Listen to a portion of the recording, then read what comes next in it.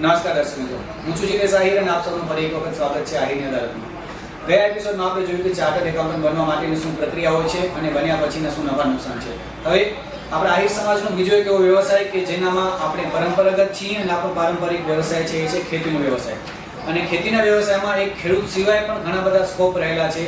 જેમ કે અત્યારે ખેતીના ઘણા બધા કોર્સ આવી ગયા છે, જે કોર્સ વિદ્યાર્થીઓ ભણ્યા પછી પાસ કરી અને પોતાને મનગમતી ફિલ્ડમાં જઈ શકે છે, ખેતીની ફિલ્ડમાં, અને વિશેષ ખેતી સાથે બીજા અન્ય કાર્યો પણ કરી શકે છે. એવી જ રીતે આપણી સાથે આજે રતનાલ ગામના બે ભાઈઓ જોડાવાના છે, સતીશભાઈ મકનજીભાઈ માતા અને હરેશભાઈ મકનજીભાઈ માતા. જેઓ બંને ભાઈઓએ BRS નો કોર્સ કરી અને ત્યારબાદ જે ગ્રામ સેવકની એક્ઝામ આવે છે એ ગ્રામ સેવકની એક્ઝામ પાસ કરી અને બંને ભાઈઓ અત્યારે અનુક્રમે ખેડોઈ અને ચંદિયા ગામે ગ્રામ સેવકની ફરજ નિભાવી રહ્યા છે.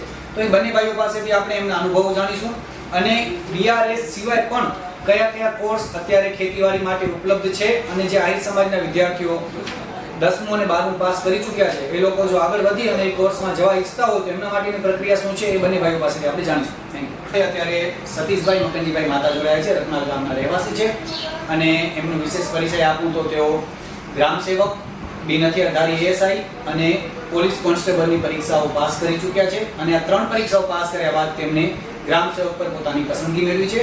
અને આજનો જે મુખ્ય વિષય છે આપણે સતીશભાઈ પાસે જે ચર્ચા કરવાની છે કે ધોરણ 10 અને 12 પાસ કર્યા પછી વિદ્યાર્થીઓ પાસે ખેતીવાડીના જે અભ્યાસક્રમો છે એમાં કયા કયા ઓપ્શન્સ રહે છે અને એ ઓપ્શન્સ પાસ કર્યા પછી, ગ્રેજ્યુએશન મેળવ્યા પછી આગળ શું શું સ્કોપ રહ્યો છે આ વસ્તુનો ભવિષ્યમાં. સતીશભાઈ, સ્વાગત છે આપનું. પ્રથમ તો ડિજિટલ આહિરાત પ્લેટફોર્મનો ખૂબ ખૂબ આભાર કે મને અત્યારે આમંત્રિત કર્યો.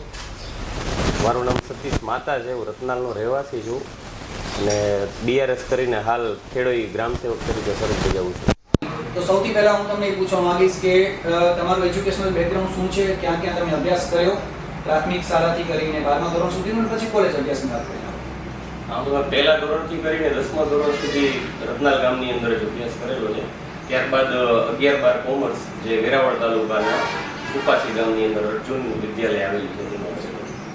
ત્યારબાદ 12મું કોમર્સ પૂરું કર્યા પછી BRS ની અંદર એડમિશન લીધું, જે શ્રી શારદા ગ્રામ માંગરોળ હતી, જુનાગઢ જિલ્લાની અંદર આવે. ઓકે, BRS માં તમે એડમિશન લીધું. BRS માં એડમિશન લેવા માટે તમને કોણે સલાહ સૂચન આપ્યું કે ક્યાંથી તમને પ્રેરણા મળી કે આ કોર્સમાં મારે જવું છે? સૌપ્રથમ તો અમારે ત્યાં એક ગામમાં ભાઈ ભણતા, ભાવેશભાઈ છોરા કરીને હતા, એ પોતે SRK ઇન્સ્ટિટ્યૂટમાં કોલેજ કરવા આવ્યા છે.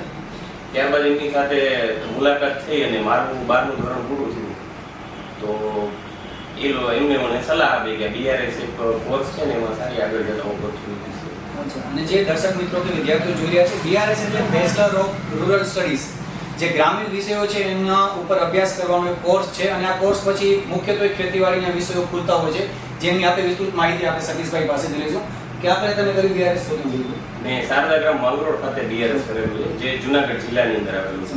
હવે સમજી લો કે આપણે 10મા અને 12મું ધોરણ પાસ કરેલા વિદ્યાર્થીઓ આપણને જોતા હોય ત્યારે તો એમના માટે આપણે બેઝિકથી સ્ટાર્ટ કરી. તમારા જે ખેતીવાડીનો જે તમારો કોર્સ છે એ સમજી ગયા આપણે, અને અત્યારે તમે ખેડૂતમાં ગ્રામ સેવક તરીકે ઓલરેડી ફરજ નિભાવો છો. પરીક્ષાની વાત પછી કરી. હવે 10મું અને 12મું પાસ કર્યા પછી જો છોકરાઓ સાયન્સમાં હોય, કોમર્સમાં હોય, આર્ટ્સમાં હોય, 12મા વાળા અને 10મા વાળા, એના માટે શું શું વિકલ્પો રહે છે આ જે ખેતીવાડી વિશેના કોર્સ છે એનામાં? પ્રથમ તો આપણે 10મા ધોરણની વાત કરીએ તો 10મા ધોરણ પાસ કર્યા બાદ ડિપ્લોમાનો 3 વર્ષનો કોર્સ આવે છે, જે આપણા ગુજરાતમાં 4 એગ્રીકલ્ચર યુનિવર્સિટી છે. તેની અંદર diploma in agriculture, diploma in horticulture, diploma in agro processing અને ડિપ્લોમા ઇન એગ્રીકલ્ચર એન્જિનિયરિંગ, આ 4 અને એક બે બીજા વિષયો પણ એની અંદર એડ થાય છે. જે 4 આપણી એગ્રીકલ્ચર યુનિવર્સિટી છે એની અંદર આ એડમિશન અત્યારે એડમિશનની પ્રક્રિયા ચાલુ છે. 10મા ધોરણ પાસ કર્યું? હા, 10મા ધોરણ પાસ કર્યા બાદ ડિપ્લોમાનો કોર્સ કરવા માટેની જેની આપણે લિંક ડિસ્ક્રિપ્શનમાં આપી દઈશું. ઓકે, ઓનલાઈન ફોર્મ ભરીને છે 10મા ધોરણ પાસ કરેલા વિદ્યાર્થીઓ અત્યારે પોતાનું ફોર્મ ભરી શકે છે ઓનલાઈન જ. ઓલરાઈટ. અને 12મા પછી આર્ટ્સ, કોમર્સ અને સાયન્સ આ ત્રણેય માટે અલગ અલગ હોય છે કે સેમ રૂટ આવે છે ત્યાં? 12મા પછી જો BSc એગ્રીકલ્ચર કરવું હોય તો 12 સાયન્સમાં B ગ્રુપ આવે છે. B ગ્રુપ કર્યા બાદ જ તમે BSc એગ્રીકલ્ચર કરી શકો છો. અને છતાંય તમારે એગ્રીકલ્ચર લાઈનમાં જવું હોય તો આર્ટ્સ, કોમર્સ અને સાયન્સ ત્રણેય વિષયો વાળા BRS કરી શકે છે. પણ સાયન્સ વાળા વિદ્યાર્થીઓ માટે BSc એગ્રીકલ્ચર છે જ, એટલે આર્ટ્સ, કોમર્સ વાળા જનરલી વિદ્યાર્થીઓ BRS કરવા માટે જતા હોય. સતીશભાઈ વાત કરી કે 10મામાં ડિપ્લોમા કરવાના 4 ઓપ્શન છે 10મા ધોરણ પછીના. હવે ડિપ્લોમા કરી લીધા પછી વિદ્યાર્થીઓ માટે શું ફાયદાઓ છે અને એ ડિગ્રી ક્યાં ક્યાં કામ આવી શકે? પ્રથમ તો આપણે સરકારી ભરતીની વાત કરીએ તો ડિપ્લોમા કરેલો વિદ્યાર્થી હોય એને ગ્રામ સેવક અને ખેતી મદદનીશ તથા યુનિવર્સિટીઝ જે 4 યુનિવર્સિટી છે એની અંદર એ ખેતી મદદનીશની ભરતી થતી હોય છે. એની અંદર એ એપ્લિકેબલ છે અને ત્યારબાદ એ જોબ કન્ટિન્યુ કરી શકે છે જો સરકારી ક્ષેત્રમાં એને આગળ વધવું હોય તો. અને પ્રાઇવેટ ક્ષેત્રમાં આગળ વધવું હોય તો પેસ્ટિસાઇડની કંપનીઓ છે, ફર્ટિલાઇઝરની કંપનીઓ છે, ત્યારબાદ સીડની કંપનીઓ છે, એની અંદર એ પોતાનો સારો એવો વિકાસ કરી શકે છે અને પોતાનો એગ્રો સેન્ટર પણ વ્યક્તિ ખોલી શકે છે અને એનજીઓસમાં કામ કરી શકે છે. અને જે એગ્રો સેન્ટર્સ પોતાનો ખોલવાનો કે એમના જે કોર્સનું એમની પાસે સર્ટિફિકેટ છે એ જ કામ આવે કે બીજા કોઈ ડિગ્રી લાયસન્સ માટે જોઈએ કે શું હોય છે ડિપ્લોમા વાળા પાસે? એના માટે નાયબ ખેતી નિયામકની કચેરી હોય છે, ત્યાંથી એગ્રો સેન્ટરનું લાયસન્સ. ડિપ્લોમા ઇન એગ્રી કરેલો એની પાસે પણ લાયસન્સ મળી શકે તો તમે એગ્રો ખોલવા માટેનું છે. હા, નાયબ ખેતી નિયામકની કચેરી હોય છે, ત્યાંથી લાયસન્સ મેળવવાનું થાય. ઓકે, સમજી ગયો. અને પછી જે ડિપ્લોમા પછી જે વિદ્યાર્થીઓનું એના પછી કેમ ડિગ્રીમાં આગળ તમે ડિપ્લોમામાં ગયા 10મા પછી કોઈ એન્જિનિયરિંગ કર્યું તો એના પછી જે રીતે બીએસસીમાં કે બીટેકમાં કે આગળ જઈ શકો એ રીતે ડિપ્લોમા પછી કોઈમાં કોર્સમાં તમને ડાયરેક્ટ એન્ટ્રી મળે કે ત્યાંથી પછી તમારે સ્પર્ધાત્મક પરીક્ષાઓમાં એમાં જવું પડશે? નહીં, ડિપ્લોમા તો 12મું સમકક્ષ થઈ ગયું. ડિપ્લોમા કર્યા બાદ તમારે બીએસસી એગ્રીકલ્ચરમાં જો ડિપ્લોમા એગ્રીકલ્ચર કરેલું હોય તો બીએસસી એગ્રીકલ્ચરમાં એડમિશન લઈ શકો છો અને ડિપ્લોમા હોર્ટિકલ્ચર કરેલું હોય તો બીએસસી હોર્ટિકલ્ચર અને ડિપ્લોમા એગ્રો પ્રોસેસિંગ અને એગ્રીકલ્ચર એન્જિનિયરિંગ કરેલું હોય તો બીટેક ઇન એગ્રીકલ્ચર એન્જિનિયરિંગ. હવે એ જ રીતે જે 12 સાયન્સના વિદ્યાર્થીઓ છે જે બીએસસી એગ્રીમાં જશે સર એક પ્રશ્ન પૂછવાનું ભૂલાઈ ગયો કે ડિપ્લોમા કોર્સ કેટલા વર્ષનો હોય છે? ડિપ્લોમા કોર્સ 3 વર્ષનો હોય છે અને અંદાજિત જો તમને ગવર્મેન્ટમાં એડમિશન મળી જાય તો અંદાજિત ખર્ચો કેટલો આવતો હોય છે વિદ્યાર્થીઓને અને પ્રાઇવેટમાં જાય તો અંદાજિત ખર્ચો કેટલો આવતો છે અત્યારે અંદાજિત એક વાત કરી તો સેમેસ્ટરમાં હોસ્ટેલ અને કોલેજની બંનેની ફીસ ઇન્ક્લુડેડ એક સેમેસ્ટરની 15 થી 17,000 જેટલી સમજાય?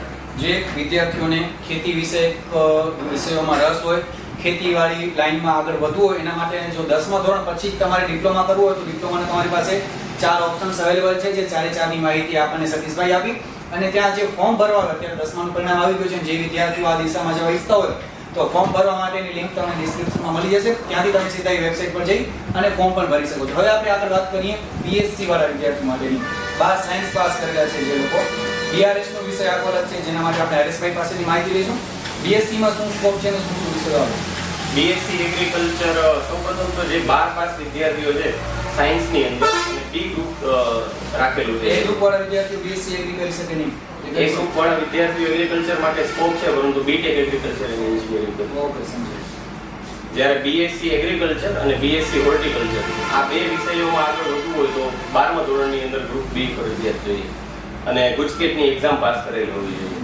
ગુજકેટની એક્ઝામના 40% માર્ક મેરિટમાં ગણાતા હોય છે અને 12મા ધોરણ પાસ કર્યું છે એનો બાયોલોજી, કેમિસ્ટ્રી અને ફિઝિક્સ એ 3 વિષયોના કન્વર્ટ કરીને 60% માર્ક ગણાતા હોય છે. એ રીતે આગળ જતા 100% માર્ક્સમાંથી મેરિટ બનતું હોય છે. અને જે બીએસસી એગ્રીની અત્યારે કેટલી વધારે પડતી કોલેજો છે ગુજરાતમાં કે શું પરિસ્થિતિ છે? બીએસસી એગ્રીકલ્ચરની આપણે એગ્રીકલ્ચરની 4 યુનિવર્સિટીઝ છે એના માધ્યમથી જે અલગ અલગ કોલેજો આવતી હોય છે એને હેઠળ પરંતુ યુનિવર્સિટીઝ 4 જ છે. ઓકે, 4 યુનિવર્સિટીમાંથી તમે જે યુનિવર્સિટીમાં એડમિશન માટે ફોર્મ ભરો અને એને ફોર્મ ભરવાની પ્રોસેસ સેમ ઓનલાઈન? અત્યારે હાલમાં જે ડિપ્લોમાની ચાલુ છે ફોર્મ ભરવાની પ્રોસેસ એ રીતે જ નજીકના ભવિષ્યમાં જ બીએસસી એગ્રીકલ્ચર માટે પણ ચાલુ થઈ જશે. અને બીએસસી એગ્રીકલ્ચર વિદ્યાર્થી કરે એટલે બેચલરની ડિગ્રી તો ગણાય જ ને? હા, બેચલરની કોઈ પણ પછી જે કોઈ સ્પર્ધાત્મક પરીક્ષાઓ હોય કે જ્યાં એના માટે ફરજિયાત હોય ગ્રેજ્યુએશન. હા, ગ્રેજ્યુએશન ફરજિયાત હોય એનામાં એ એક્ઝામ આપી શકે. હા, બેચલર ઇન સાયન્સ. ઓકે, સમજાય. અને એના પછી બીએસસી અને એગ્રી કરી લીધા પછીના સ્કોપ શું શું છે વિદ્યાર્થીઓ માટે?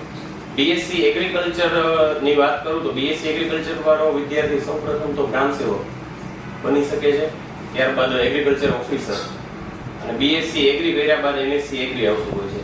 એ કરેલું હોય તો ડાયરેક્ટ ભરતીમાં આસિસ્ટન્ટ ડાયરેક્ટર ઓફ એગ્રીકલ્ચર અને ડેપ્યુટી ડાયરેક્ટર ઓફ એગ્રીકલ્ચર આ બંને પોસ્ટની બહુ ઓછી જગ્યાઓ આવતી હોય છે પણ બંને ક્લાસ 2 અને ક્લાસ 1 ની પોસ્ટ છે એટલે એમાં પણ આગળ વધી. અને હવે સતીશભાઈ તમારા જે એજ્યુકેશનલ એક્સપિરિયન્સ છે એના પર આપણે વાત કરી. તો તમે 12મા ધોરણ પછી BRS નું ફોર્મ ભર્યું અને ત્યાંની કોલેજની પ્રક્રિયા શું હતી ને કેવું હતું એ થોડું સમજાવો. કેટલા વર્ષનો કોર્સ હતો અને ત્યાં ગયા પછી કઈ રીતના પ્રેક્ટિકલ કેટલા હોય કે થિયરિકલ સબ્જેક્ટ કેટલા હોય એના વિશે.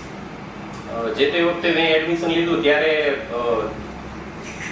આપણા 12મા ધોરણનું જે ટકાવારી આવેલી હોય એ અને ત્યારબાદ એ લોકો વાયવા લેતા અને એક 30 માર્કની ટેસ્ટ લેતા, એના ઉપરથી અમારું આખું મેરિટ બન્યું અને ત્યારે મેરિટ ઉપર એડમિશન લીધેલું હતું. અને મુખ્યત્વે હું જે શ્રી શારદાગ્રામ કોલેજમાં ભણેલો હતો ત્યાં 4 મુખ્ય સબ્જેક્ટ આવતા: એગ્રોનોમી, હોર્ટિકલ્ચર, એનિમલ હસબન્ડરી અને એક્સટેન્શન. તો એ 4 સબ્જેક્ટની અંદર મેરિટ વાઇઝ અમને ફાળવણી કરવામાં આવતી. એની અંદર મારો એગ્રોનોમીની અંદર પસંદગી થઈ. ત્યારબાદ 3 વર્ષનો કોર્સ હોય છે BRS નો. 3 વર્ષ સામાન્ય જે રીતે BA BCom કરતા હોય વિદ્યાર્થીઓ એ રીતે જ હોય છે કે કાંઈ ફરક હોય છે? પ્રેક્ટિકલ વધારે હોય કે તમારે ફિલ્ડ પર જઈને વધારે કામ હોય તો શું હોય છે? થિયરી અને પ્રેક્ટિકલ બંને વસ્તુ આવતી હોય છે. શ્રમ શિક્ષણ આવતું હોય છે એની અંદર અને પ્રેક્ટિકલના વિષયો આવતા હોય છે. ઓકે, સમજી ગયો. હવે 3 વર્ષનું ગ્રેજ્યુએશન તમે પૂરું કર્યું, એના પછી જે ગ્રામ સેવકની પરીક્ષા તમે પાસ કરી, તમે ટોટલ 3 પરીક્ષાઓ પાસ કરી છે, પણ એ બીજા બંને પોલીસ વિભાગ વાળા અલગ વિષય છે, એના પર અલગ ચર્ચા કરીશું આપણે. અત્યારે જે ગ્રામ સેવકની પરીક્ષા છે, સપોઝ કે કોઈ વિદ્યાર્થી અત્યારે જે BRS ઓલરેડી કરી ચૂકેલ છે, BRS યા BSc એગ્રી કોઈ બી કોર્સ કરી ચૂકેલ છે, તો ગ્રામ સેવકની પરીક્ષાની શું પ્રક્રિયા હોય છે? સૌપ્રથમ તો આપણે Gujarat panchayat service selection board છે તેના દ્વારા એક જાહેરાત મૂકવામાં આવતી હોય છે કે આપણે ગ્રામ સેવકની ભરતી આ વર્ષે કરવાની છે. ત્યારબાદ એની અંદર BRS વાળા એપ્લાય કરી શકે છે, diploma in agriculture horticulture, BSc in agriculture horticulture એ લોકો એપ્લાય કરી શકે છે. અને ત્યારબાદ એની ભરતી પ્રક્રિયા માટે એક એક્ઝામનું આયોજન થાય છે 100 માર્કની. એના મેરિટ દ્વારા ટ્રાન્સફર લેખિત એક્ઝામ 100 માર્ક્સ ઓબ્જેક્ટિવ હોય છે, વિકલ્પ 100 objective 100 multiple choice question. Multiple 100 માંથી પછી જે માર્ક્સ આવે એ પ્રમાણે મેરિટ બહાર પડે હા. અને એના પ્રમાણે તમે જગ્યાનું સિલેક્શન કરો. હા. જગદીશભાઈ સાથે ચર્ચા કરી કે ધોરણ 10 અને ધોરણ 12 પાસ કર્યા પછી ડિપ્લોમા અને BSc માં કયા કયા કોર્સ હોય છે, એને કઈ રીતે પાસ કરવાનો હોય છે, શું પ્રક્રિયા હોય છે. હવે સતીશભાઈ, મારો મુખ્ય પ્રશ્ન એ છે કે આ બધું કરી લીધા પછી શું? અગર BSc એગ્રી કરી લીધું યા પછી BSc ડિપ્લોમા કરી લીધું તો આના પછીના સ્કોપ શું છે? BSc ખાસ કરીને પહેલો પ્રશ્ન છે, BSc એગ્રી કરી લીધા પછી શું શું ફાયદાઓ મળી શકે એ વિદ્યાર્થીને અને શું શું સ્કોપ છે આગળમાં સરકારી અને પ્રાઇવેટ બંને?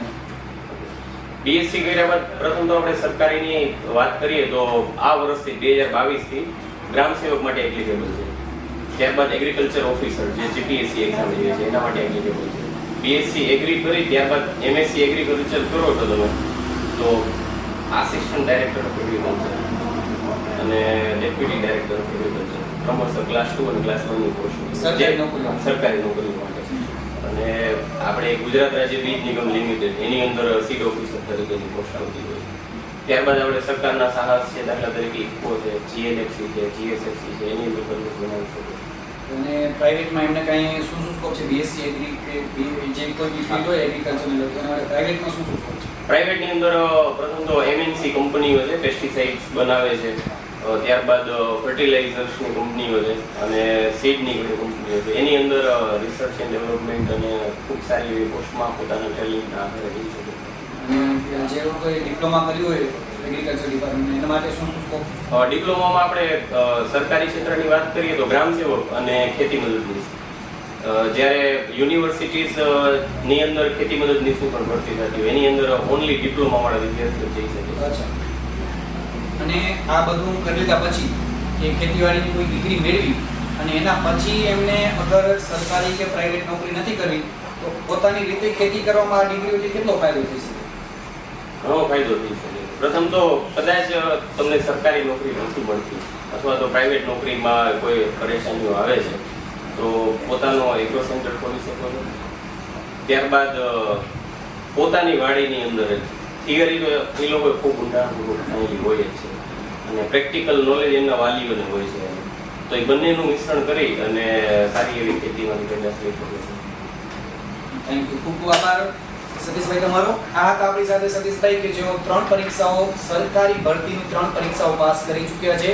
ગ્રામ સેવકની, બિન હથિયારધારી ASI ની અને પોલીસ કોન્સ્ટેબલની આ 3 પરીક્ષાઓ પાસ કરીને પસંદગી એમણે ગ્રામ સેવક ઉપર મૂકી અને અત્યારે ગ્રામ સેવક તરીકે ખેડૂતમાં ફરજ બજાવી રહ્યા છે. સતીશભાઈ, તમને પણ ખૂબ ખૂબ શુભકામનાઓ તમારી પરીક્ષા પાસ કરવા બદલ અને આવનારા ભવિષ્ય માટે પણ ખૂબ ખૂબ શુભકામનાઓ. Thank you digital idea.